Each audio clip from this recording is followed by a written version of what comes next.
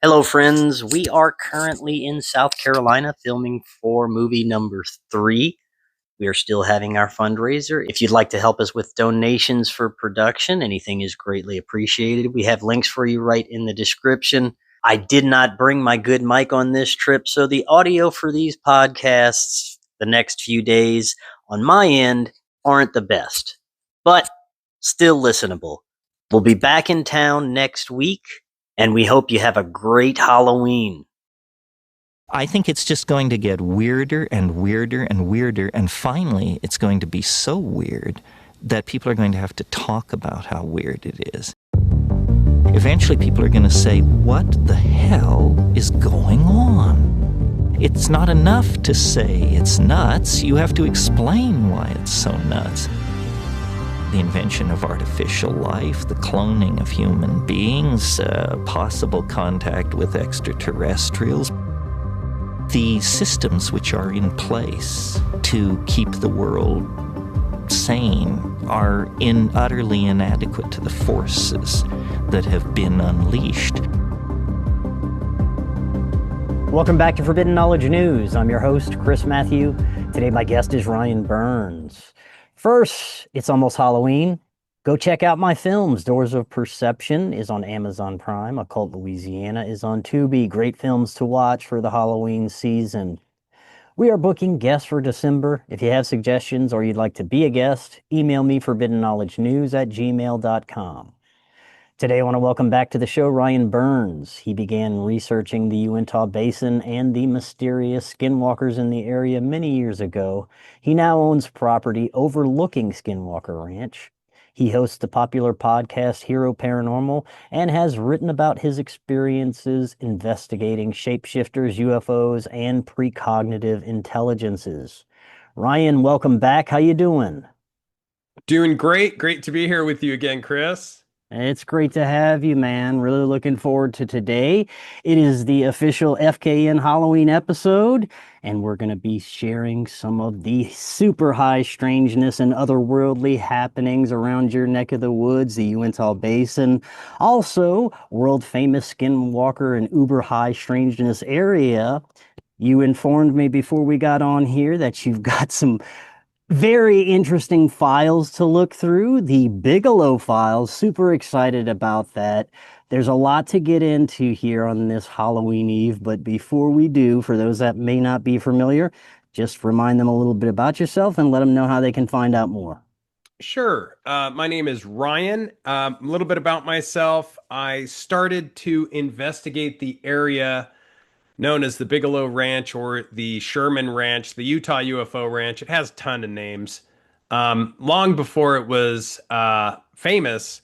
In fact, back when I started investigating it, there was no gates, there was no fence there at the beginning of entrance of it or the back end of it. You could just drive right through it. But um, I was unaware that it was part of a black budget Pentagon program at the time. And I had an array of very strange things happen. Since then, I've kind of that set the hook. I had some experiences, and I couldn't get unattached from the high strangeness. I just needed to know more, and I've been on that weird train ever since. I have a little podcast known as HeroParanormal.com. You can find it on YouTube at Hero Paranormal, also on social media, Instagram, Facebook. Got to stay off of the TikTok, but yeah, that's a little bit about myself. And actually ended up purchasing a property that shares a fence line with that ranch, and it is known as SpaceWolfResearch.com. Right on, man. Well, to start out with, it's been a little while since we last spoke, and you're always looking at new experiments and information that's coming through there. Anything new besides the Bigelow files that we'll get into? Any new experiments or happenings? Anything profound that's happened since the last time we spoke? Great question. And yeah, last time I saw you in person, you were actually at the ranch out there. Yes. So that was very epic. Yeah, man. Um, the one thing we've been delving into is, believe it or not, some of the engineering that is involved with some of these topics that people believe don't exist. Huh. And to give you an idea, I'm talking about things like, well, zero point energy, quantum physics, and things. I had a great conversation with Ashton Forbes, and he was like, "This stuff's real, man." And I said, "I know, but how do you dig into this?" And go figure, with these topics, be careful what you ask for. They just kind of fall in your lap. So, yeah, we've been involved with some of the engineering and revolutionary topics, like multi-wave oscillators, um, and a variety of other plasma generators. But yeah, we're kind of getting into I'm taking physics courses. It's stuff I would never expect, and it's fascinating. It's definitely, I'm still definitely a knuckle dragger, but like they say, even rocket science isn't rocket science. Right on, man. Any otherworldly encounters, strange creatures, beings, spiritual encounters since the last time we spoke? Yes, there's been some really weird stuff. In fact, this week, this Yeah. is so crazy. Oh my gosh, man. Yeah, yeah. This week we had some really crazy stuff happen. And I don't know. I don't know how to explain it. We had cameras that we should be the only ones in charge of these cameras. And yet the cameras were being manipulated or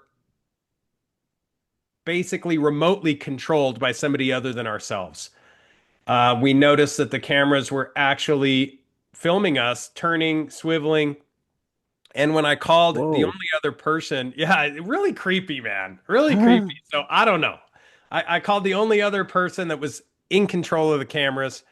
They said, no, I don't know what you're talking about. And as I was talking to him, the camera kind of turned and pretended like it was looking. But yeah, it's just weird, just weird. Yeah, man. I saw one picture you put up, which looked like a shadow of a cross or something that was floating in the air in front of your station there. Absolutely insane. Yeah. Yes, that is one of the strangest ones. We tried everything we could to debunk it. It was literally, it looked like a hovering thin cross, and it even had a shadow on the ground. Yeah. And as you know, because of some of the high strangeness in the area, we've blessed a lot of the buildings, etc., put crosses all over the place. And I don't know if this was some sort of revolutionary exhibit of that energy or if it just Mm. was what it was, but it shocked us. We don't know what to make of it. Right on. Any developing theories about the nature of what you're experiencing out there? If it is one grand intelligence that can present as different things, is it just some etheric energy that has consciousness? Is it exotic alien technology, some sort of spiritual demonic phenomena? What do you think? All of the above. And it's weird because, people make these hard and fast stances like it's a technology. No, it's an alien artificial intelligence. No, it's a demonic. No, they're angels. And what the best way to explain it is in some of the strange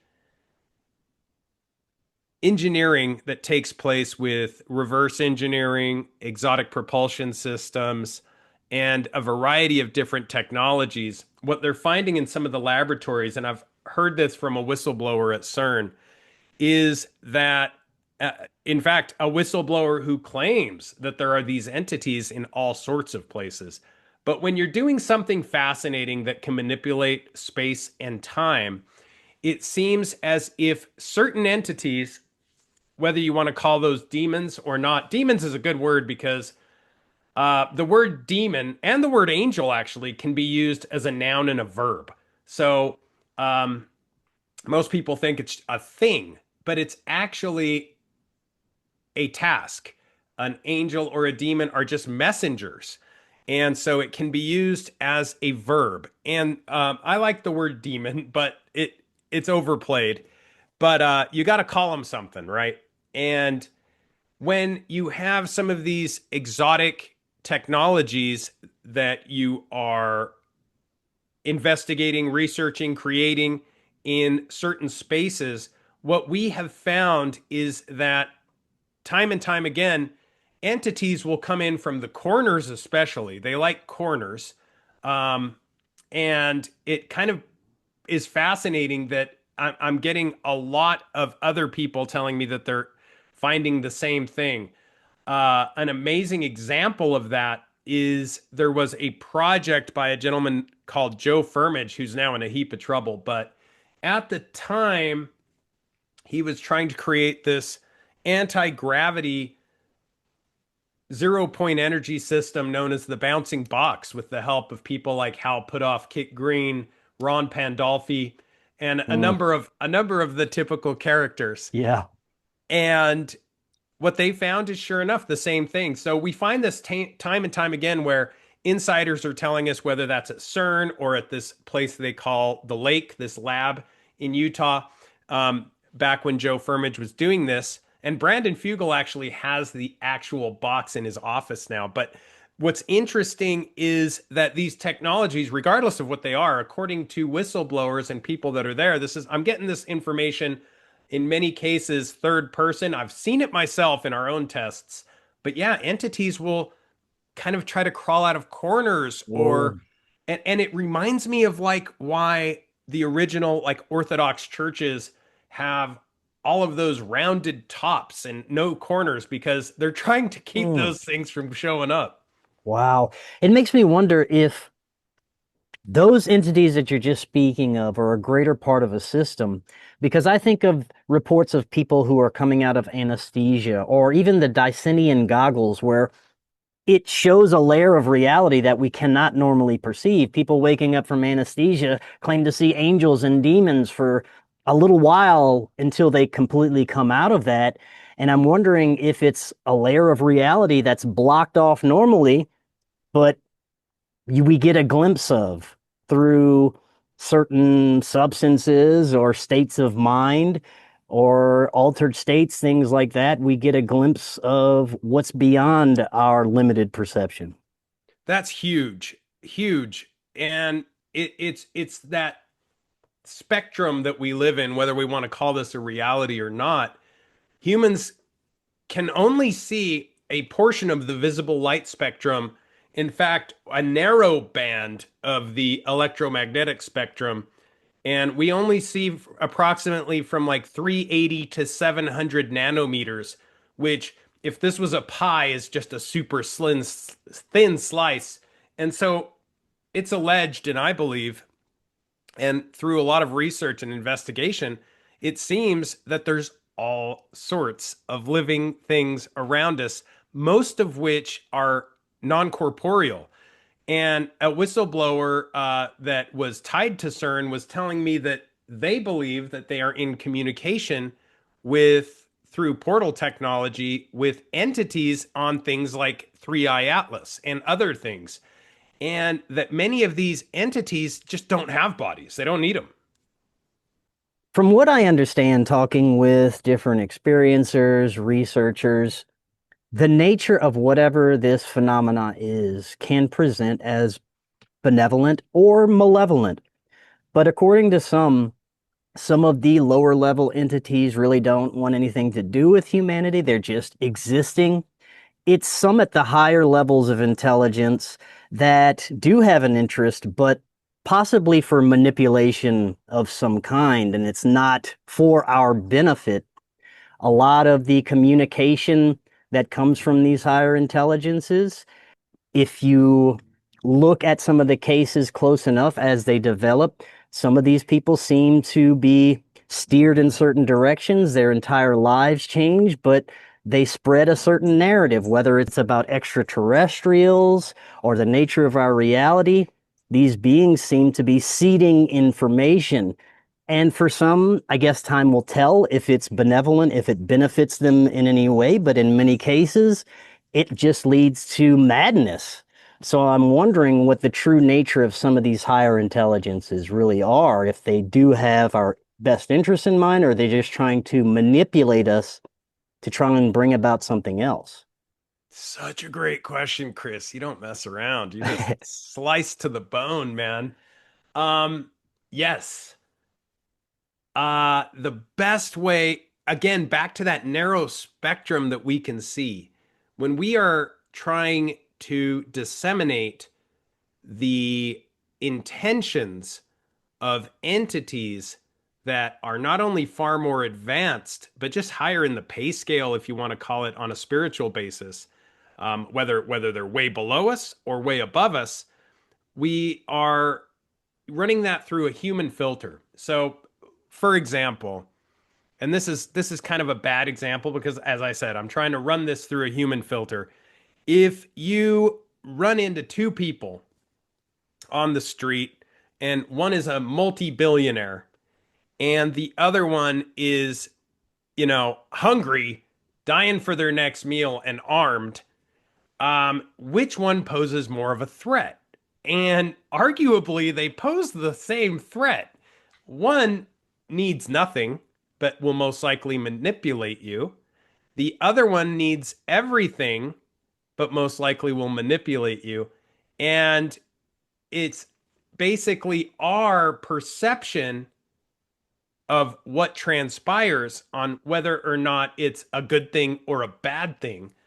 And you take like I mean, there's so many different examples, but yeah, one thing they have in common is they're not us.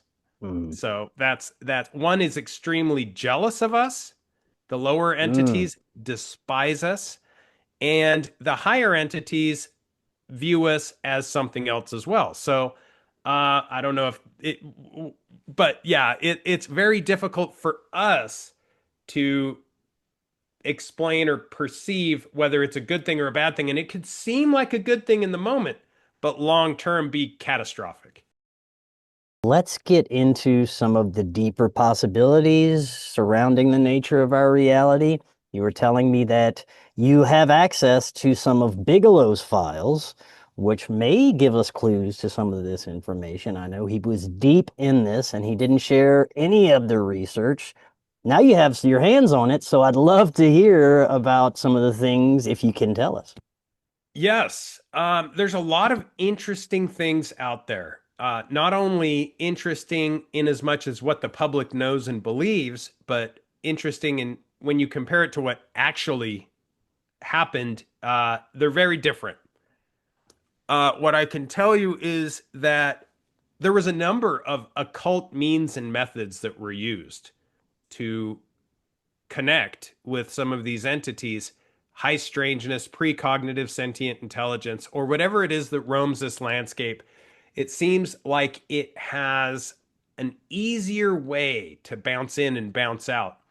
And it also seems as if there's a number of different entities, and some of them are very much appearing as a technology, but the best explanation I can give you is it's like going out in the ocean on a moonlit night and it's very still and you just start smacking the water.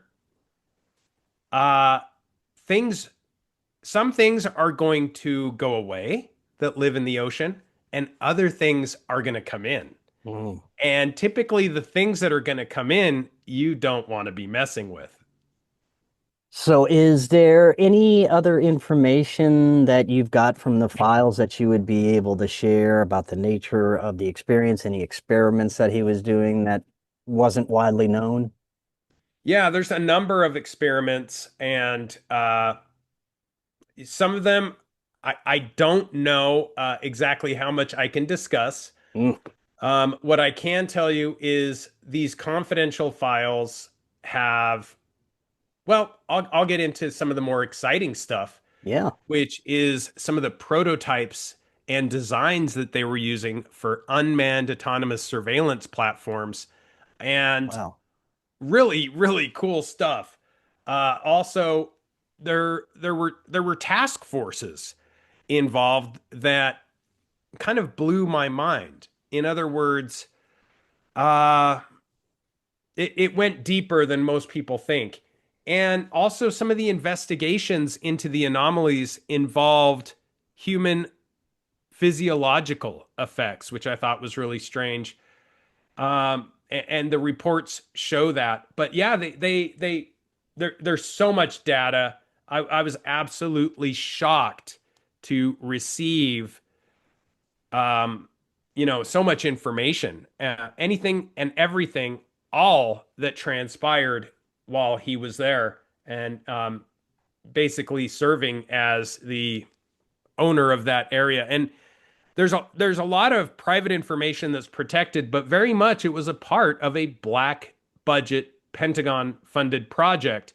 And they were very much involved with things that are out of this world, to say the least.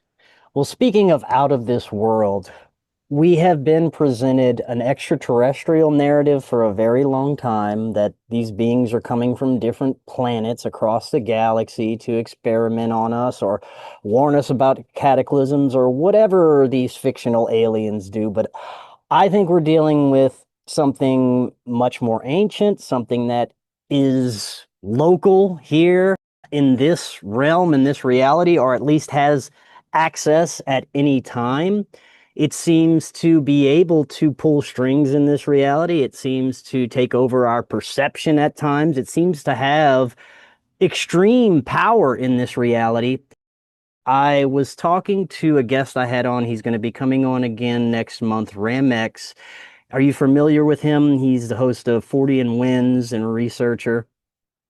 He has almost completely flipped his perspective about the extraterrestrial hypothesis, that it is indeed something more metaphysical. A lot of the high-level people involved, when you really start digging in it with them, they're doing rituals, they have numerology involved, some sort of magic essentially is at play with some of the communication going on at higher levels. Are you familiar with Alan Greenfield, secret cipher of the Euphonauts? He was using these ciphers with certain numerical principles. He was combining it with numerology and feeding it through a AI database, but also using certain high-level people's names. The numbers would correspond to letters in the name in very profound ways, and they would always match some esoteric number that, for example, Crowley would be highly involved with.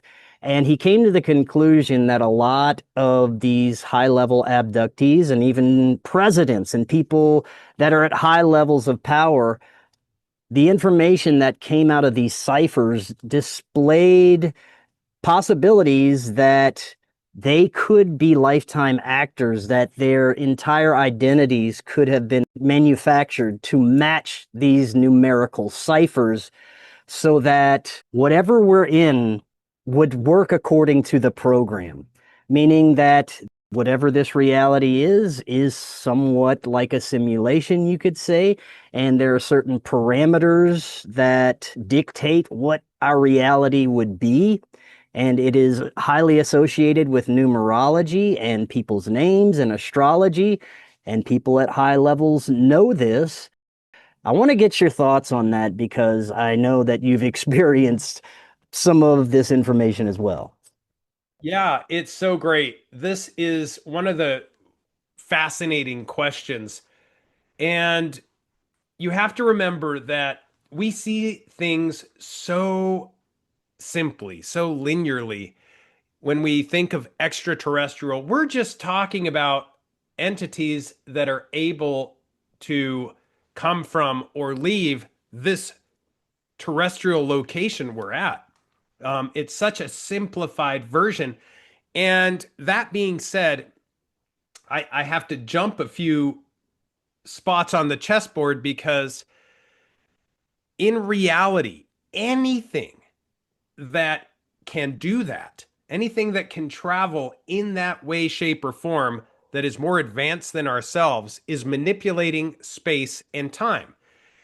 And what we have to remember is who we are as human beings. And we are something that is inside of this meat suit, right? This corporeal container. And while that can be seen as an extreme detriment and, literally kind of nasty, at the same time, some of these non-corporeal entities, whether they're holographic or dimensional in nature, whether they're extraterrestrial or not, see this as a big plus because what we are is essentially craft. What I mean is we have a container, we have a craft. Our consciousness is encased in a container, in a craft. And kind of leading back to what we were talking about before, some of these entities are extremely jealous of that. And a lot of philosophers and theologists and people much more intelligent than myself who have studied a variety of these different entities, whether they be jinn, angels, and whatever the case might be. And this is cross-cultural. Some of these, like the jinn, for example, is extremely jealous of the fact that we have this temple as a body or this body as a temple. It might be for a limited period of time, but still, that's like walking on the sidewalk and seeing a guy pull up in a vehicle, a car. Essentially, that car is something we want because it's an added layer of protection. And it's something that can be seen as an extreme plus. Back to the manipulating of space and time, the extraterrestrial hypothesis, I think, automatically almost always gets thrown out. And I'll tell you why. Because if you can manipulate space and time at all, the extraterrestrial hypothesis really has no place in the conversation because everywhere is all of the sudden accessible. So it is who cares where they came from, where they're going, or where they're headed. If they're able to do this, it immediately goes into a hyperdimensional hypothesis or a non-corporeal hypothesis or a holographic hypothesis, or even more provocative, the fact that they're not even here, but they can interject themselves and move in and out of our timeline as they wish. And to understand that, if you look at the human body, and you see this in many of the really interesting, I find, ancient mystery schools, religions, occult orders, things like the Knights Templar, etc., you see that the temple is a body, that it has like an altar right here at the shoulders. A porch would be down near the waistline. The altar of sacrifice would be the feet. And the head, of course, would be the most important, where the brain is. That's why many of these, it's kind of the holy of holies, why they wear turbans in the Middle East, and it's protected. But we have craft, and it reminds me of Bob Lazar when he was asked, what is the most top secret thing you found when you were working at Area 51 at S4? And he said that the most top secret thing he found were that these entities viewed us as containers. Some of the information we're discussing right now leads many to wonder if humans even have free will. Because of the amount of manipulation, because of how much they can control our reality, alter our perception, show us what they want us to see, feed us profound information, makes me wonder if free will is even really something that we understand as it is. This is a great question, and theologists have had this argument for a long time, specifically people that are non-believers in, let's say, a creator God. And they argue the fact, if God is omniscient, if he is able to perfectly, completely have universal knowledge of all things, past, present, and future, he's doing what we're talking about, right? He's able to pop in, pop out. And the reason I'm using the God understanding is because many people that are atheists, for example, say, well, we don't have free will. if God knows all things, the past, the present, the future, both actual and possible, then we have no free will. He already knows. But the argument is made, he just knows because he is able to go to the past, the future, and the present. What we actually do is still up to us. Hmm. To be in after the fact, after we do it, yeah, we can say, oh, that's not fair because he knows. That's true. But still, we have the ability to choose and decide. And that's pretty fascinating. In fact, it's kind of like Costanza world is the argument I prefer the best, which, if you've ever seen Jerry Seinfeld, George Costanza, who does everything wrong, decides to just do the opposite of what his initial intention is. And, his life goes fantastic. And, that's the way you have to look at it. But yeah, it's a foundational attribute of God. But it's not to say that there aren't other entities or godlike demigods or Elohim that can't do the same. This Hmm. is, it's magic. It really is magic. The simultaneous nature of space and time all occurring once at the same time. It's like that movie, Everything Everywhere All at Once. That's how they see it. Hmm. But because we see so little of the spectrum, we have to literally make sense of it. And the Hmm. way our minds make sense of it is we create this illusion of time. Well, I did this yesterday, so I'm going to do it today and I'm going to do it tomorrow. As an example, when we emerged, let's say, from our caves as ancient man and it was nighttime, we noticed that not as many people came back to the cave. Like things were taking us out and we Hmm. didn't see what those things were. So the next day we were like, you know what? Let's go out when it's light and maybe we carry a stick. And Yeah. so we start to do these things and they work. So it's a lot of it is just we're habitual creatures. We're very low level. Some of the phenomena throughout history seems to be an evolutionary trigger to steer humanity in certain directions, for us to develop in certain ways. Some consider that at some point there may have been some sort of parasitic, etheric invasion into our consciousness or into this realm somehow that acts as the same evolutionary trigger, but for something different to bring about a different outcome for humanity. What are your thoughts on that? I love this. And this is so great because it if energy is working the way we think it is, which I've beyond a shadow of a doubt proven to myself, that energy is not what we believe it is. We are essentially little batteries, with the sun, what we intake with carbohydrates, with H2O, water, we are able to function as these little batteries. And if we are batteries, that means we have real ingredients, real energy within us. Uh, Archonically speaking, there are entities that don't have that, and that is delicious to them, and they can feed upon it.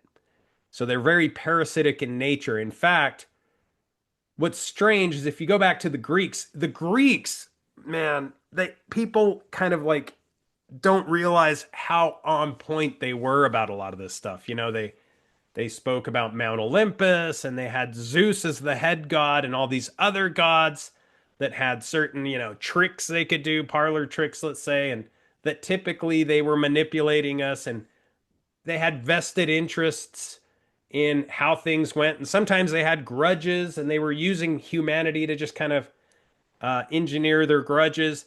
But in Greek, archon is a term for ruler, which is super Yeah. freaky from a Yeah. Gnostic, that's like creepy from a Gnostic perspective. So I 100% believe we have parasites in the small spectrum we can see. We all have them. And um, so when you go into the cosmic, there's even more parasites, and they can both uh, suck you of all your energy or be careful because some can give you too much energy and that could also be detrimental. But I think there's both malevolent and benevolent spiritual rulers.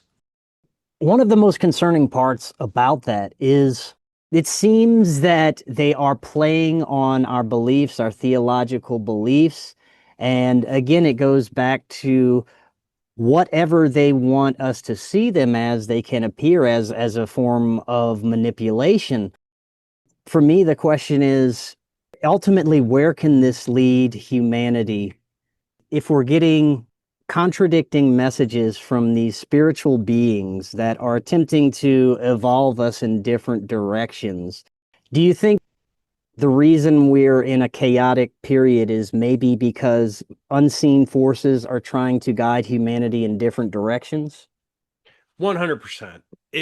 These and there's a reason these are unseen forces, and I love that you said that, because when they are seen, we don't know how to take them. And Mm, there's a reason. I've seen this in real time myself with other researchers, and I believe maybe they were lower level. I mean, who am I to judge?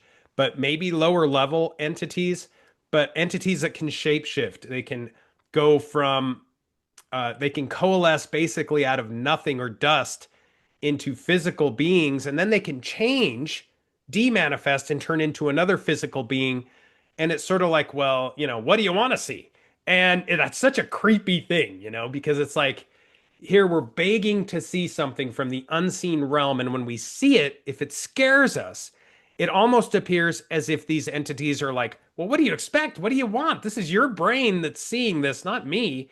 And we run into this biblically, we run into it in theology. I love the example of Ezekiel seeing angels that at first horrified him. And same thing, they're like, well, what the heck do you want? Tell us what you want, and we'll appear as that. right. And that's the fascinating thing. These things can manifest. And the word man in the word manifest is the key word there, because these are spiritual beings who built the physical universe. And it seems that the more tangible they are, the more malevolent they are. Mm, And that could be seen as a positive. In fact, ask any Satanist, and they're going to say, well, I'm getting what I want. But then again, right. you have to ask yourself, these are things that can give you whatever you want. So is that a good thing? And then you see people like Job, who has an absolutely horrible life, but he's staying true to what he believes. So in my opinion, if these entities that have created the material world also trap souls, how would they go about using that lower power to trap those souls? And it's very Gnostic, but I think the Gnostics had a lot going for them. I want to shift gears a bit. Last time you were on, we briefly discussed the possibility of manufactured beings like chimeras that may be being put together in some sort of lab or facility. You mentioned that there may be a facility like that close to where you are, and there have been sightings of what seem to be very physical, cryptid-like beings, chimeras, dogmen, other types of creatures. And there's speculation that maybe these are lab created beings, right? Yeah, this is great because it depends on what your definition of a lab is. You know, Right. maybe this physical existence in this material world that we understand is also a lab. And if you follow the Anunnaki at all, that group of deities from ancient Sumeria, Mm, it's very likely the earliest Sumerian writings were talking about how we were created beings. And even if you fast forward to Egypt, a lot of their deities seem to be creative beings, jackal-headed gods, like this. I mean, things that look like modern day dogman. And yes, in Utah there are, I can't say the name of the company, but there are genetic corporations involved in research, and these things are running through a lot of animals. And we've talked to people who are whistleblowers who've kind of pulled us aside and told us some of the stories. So we know it's happening. Um, and just take a company. I'm not no, I'm not even going to go there. Yes, it's happening. Let's talk about some of the low-key rituals that may be occurring, especially from our own military-industrial complex. I've heard different researchers discussing how at rocket launches, there are essentially sigils on the rockets, and it is a signal to whatever is out there. And there's much more going on with rocket launches. There seems to be a cult value to it that they're utilizing. I've heard, I believe from you, that even high-level military individuals will go out there to do different types of rituals. Is that right? There is what I like to call, it's not my word, but sanctioned dark rituals that are military and not officially recognized. That's we're talking about the unacknowledged. I mean, that's why they call it that, the unacknowledged files. And these are illicit and often dangerous practices utilizing technologies and individuals for ceremonies that would otherwise be forbidden by regulations in many places. And like you said, rocket launches are a great example. Here we are shooting off rockets with Greek and Roman gods' names written on the sides of them. And we're talking about literally a burnt offering. We're lighting this obelisk, shooting it into space to the heavens. And this is done under the guise of science. However, depending on who you talk to, there's different reasons for these rockets to be getting shot up there. And it's an ultra rare corner of intelligence, but you run into the same people over and over again. So it's like really easy once you start pulling the layers of obfuscation away, you realize that it's the same people doing the same things in the same situations. And we're talking about people like who I like to call, nothing against Travis Taylor, but I like to call the real Dr. Taylor, which is Timothy Taylor, the gentleman who was in Diana Pasulka's book, American Cosmic. Yeah, she called him Tyler Durden because, from Fight Club, the first rule about Fight Club. and he's got a great book out called Launch Fever. And he is actually quite similar to Travis Taylor, just a lot more secretive and involved in a lot more things. So both out of the same area of the United States, both heavily dealing with NASA. And NASA is very, very much, a lot of people argue, there's a great book out there called The Secret Religion of the Elites.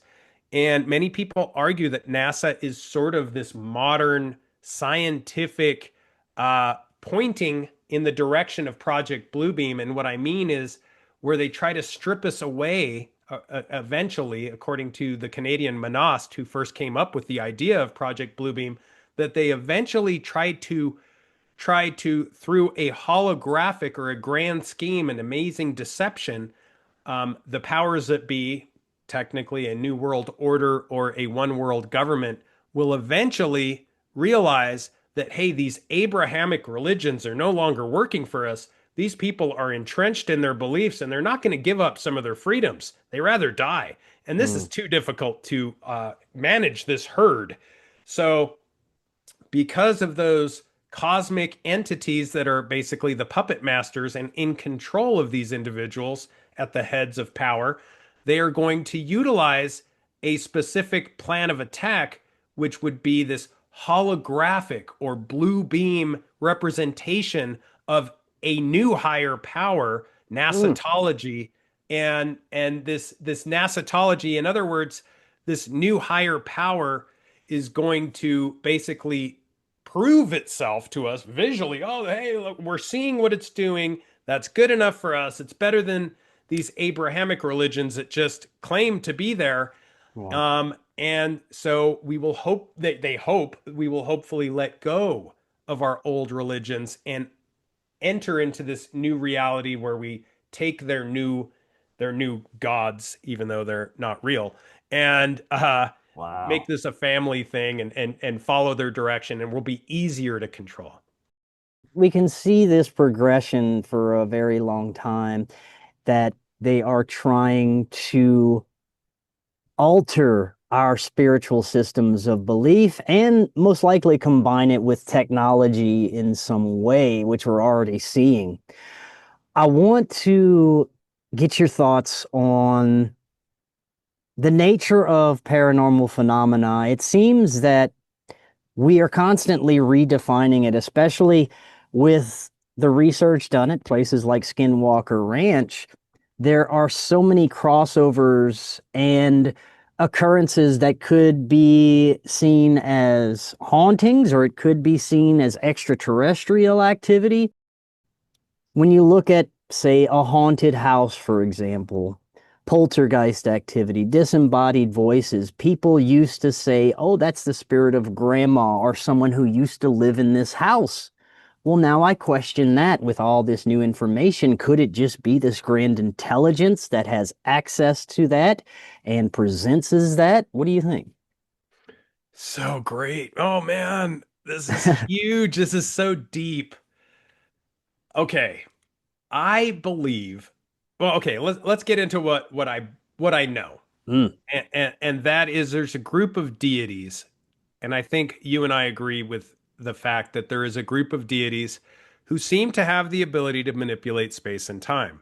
yeah. And we technically, as human beings, sort of live in a haunted house. We have memory that we retain and we can't get rid of. Mm, We I live in a haunted house. My consciousness is a haunted house. right. And so yeah, there seems to be this residual nature about our reality where and the area that you're talking about in the Uinta Basin of Utah in and around Space Wolf Research is the same, where you will see things like dire wolves, like dino beavers. You'll see creatures that essentially should not exist or used to exist in the area. And I'm just going to pull out a tooth. This is a dire wolf tooth as an example. And and Wow. and they will sometimes leave physical apports is what they call them. Yes. I You know? wanted to get into that, but continue. Yeah, like we'll have things like just appear like a great example. I had a fish literally fall out of the sky the other day. And it's right there. I've got Oh, a wow. picture of it.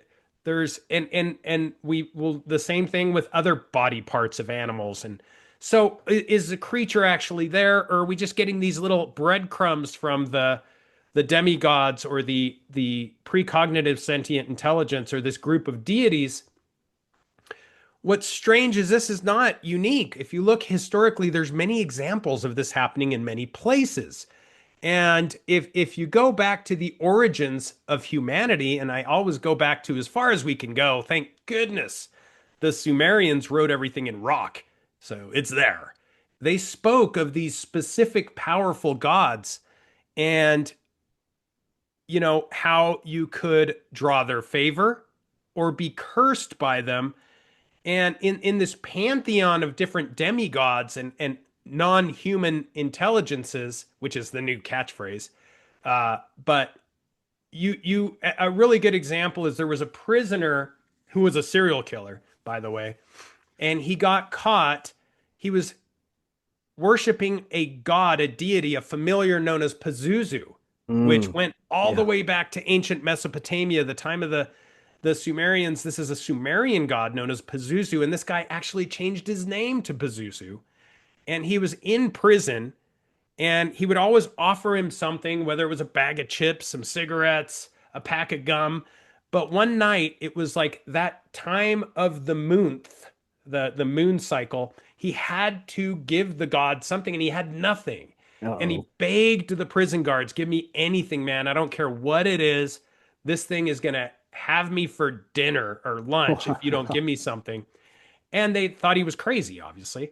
Yeah. And but sure enough, they found him dead the next morning with catastrophic wounds. Like it appeared to be like claws and teeth. Whoa. And this deity apparently consumed him. And when you look at the deities of Mesopotamian pantheons, even the Anunnaki, when you look at the word Anu, it means princely offspring, those of royal blood. I mean, we're talking Nephilim, we're talking demons. All right, you mentioned apports. Let's close on this. Yeah. I had Nathaniel Gillis on recently. He was discussing this a little bit as it relates to the possession phenomena, how apports would come out of people's bodies, objects that they didn't ingest. He also cited this one haunting case where the owners of the house had a set of teacups, all came from the same set. They lost a cup, but it showed up magically one day and it kept disappearing and reappearing. It was an anomalous phenomena, so they decided to bring that cup to the lab because they were already having their house investigated by paranormal investigators. They brought it to a lab, and it turned out the object had different isotopes from every other piece in that set. So what that essentially says is this phenomena is creating objects out of nothing and manifesting them, but they're physical. You can't tell the difference. So how far does this go? To what extent can they manifest objects into our reality? That is crazy. And you look at the gifting fields where these high-level intelligence people go to just pick up the gifts that the gods are dropping for them, and they look like everyday objects or pieces of nature, but they're different somehow. That's absolutely nuts, man. It is. And it when you realize that this whole creation is absolutely nuts. Anybody that watches, that cheesy series, The Secret, realizes that's literally what they did was open source a nuclear weapon with that series. And just if you want it, just there it is. and as hokey and cheesy as it is, There's something to it. There's something to it. Yeah. And if these entities and these precognitive sentient intelligence or non-human intelligences are literally in part, which I believe they are, I believe the Elohim, they have a variety of names.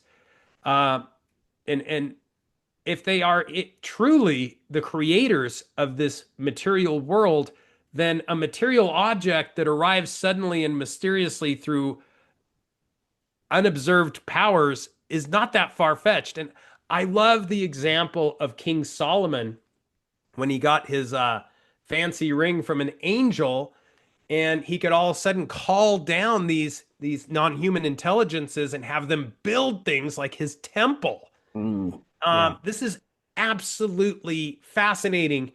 And I'm sure if you and I were alive back then witnessing this, we would say, this is witchcraft. This is whatever we're watching is either highly technological or something else. And we're still at the same impasse these days with things like AI and exotic propulsion systems and 0-point energy and quantum physics.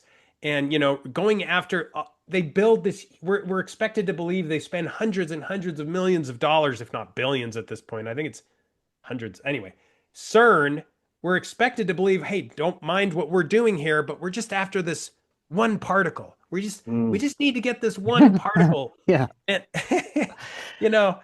there's something going on. Oh, yeah, man. Well, this was awesome, man. Before I let you go, you got any plans for Halloween?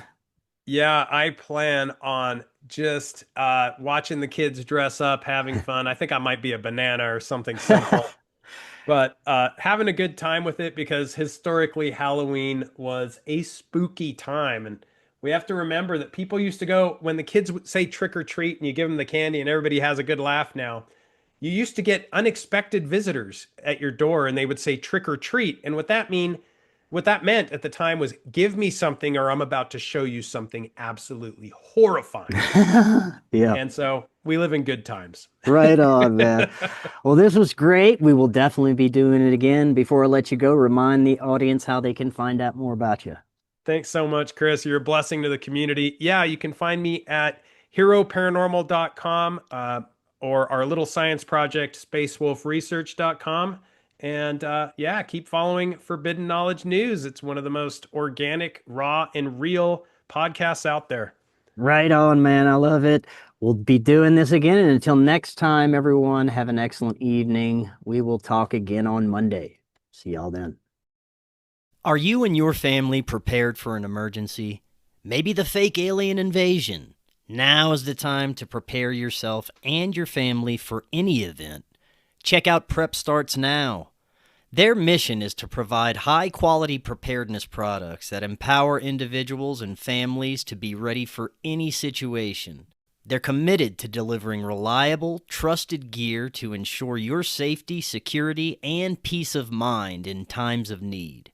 Their product selection is carefully curated to provide you with the essential gear you need to stay prepared. From emergency kits to tactical tools, every item is chosen for its reliability and practicality. Prep Starts Now understands the importance of family, and their goal is to equip you with everything you need to build a solid plan for your family's preparedness.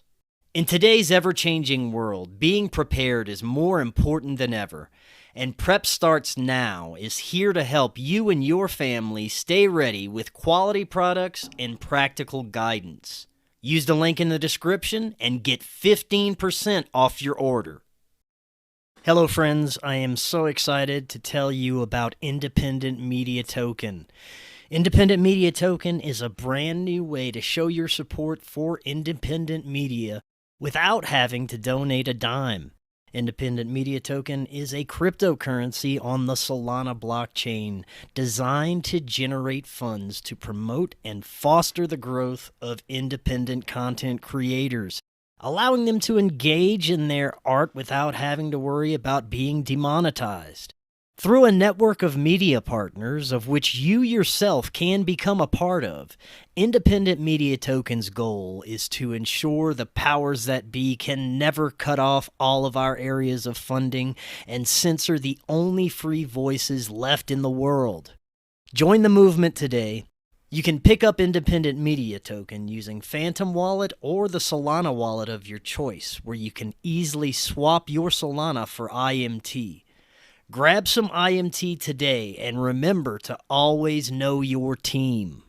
To learn more, visit independentmediatoken.com or use the link right in the description. Hello friends, if you're looking to start your therapeutic microdosing journey, but don't know where to start, especially when looking for the highest quality ingredients, including nootropics, and what you'd expect from a true microdose capsule, check out our friends at Brainsupreme.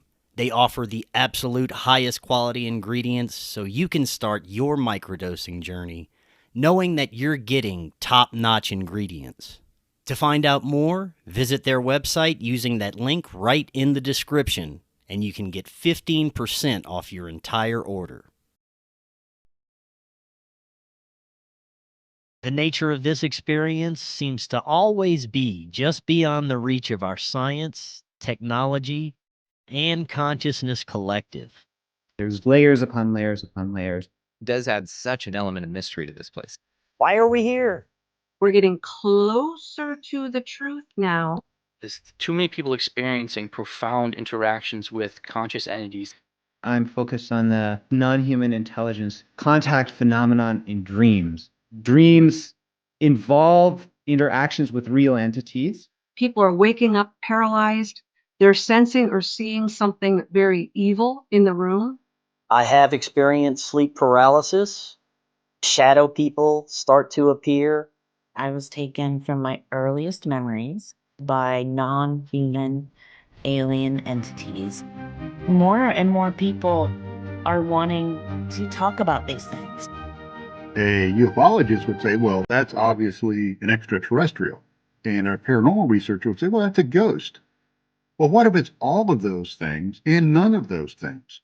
The entities, the intelligence that was just beyond our understanding. There seems to be something a little extra that can take forms of anything. I can't believe what I've seen, but it continues on a daily basis. We're definitely not alone. UFOs, UAPs, portals opening up. I live with all this supernatural stuff. You kind of grow up with that around here. You see a lot of strange things. I don't like to talk about skinwalkers too much. I had an experience with a skinwalker entity. People, they would say they would transform into bears, into wolves. There's these bad things that occur. Ghosts, UFOs, and all types of things coming from somewhere. Our beliefs, our emotions, and our fears all seem to heavily influence the nature of these experiences. There is so much more that we just don't have time for in this busy, loud, noisy life that we lead. All of this is planned. Everything is synchronicity. There's so much more out there. We really are picking up such a small percentage of the electromagnetic spectrum. The world is an amazing place. It feels like we're gods in training.